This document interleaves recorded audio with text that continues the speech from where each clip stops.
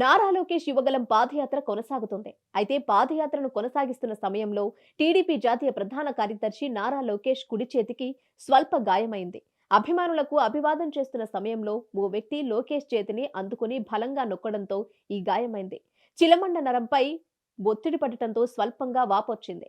పాదయాత్ర పరవాడ మండలంలోకి ప్రవేశించిన సమయంలో ఈ ఘటన చోటు చేసుకుంది. అయినప్పటికీ లోకేష్ పాదయాత్రను యథావిధిగా కొనసాగించారు. కుడి చేతికి గాయం కావడంతో అభిమానులతో కరచాలానికి ఎడమ చేతిని ఉపయోగించారు. లోకేష్ యువగలం పాదయాత్ర 225వ రోజుకు చేరుకుంది. ఈ యాత్రను తోటాడ స్మార్ట్ సిటీ నుంచి మొదలుపెట్టారు. బరణికం గ్రామం వద్ద పాదయాత్ర పెందుర్తి అసెంబ్లీ నియోజకవర్గంలోకి ప్రవేశించింది. ఈ సందర్భంగా టీడీపీ జనసేన శ్రేణులు పెద్ద ఎత్తున స్వాగతం పలికారు. పరవాడ, సంతపయలు వద్ద పంచగ్రామాల ప్రజలతో లోకేష్ సమావేశమయ్యారు.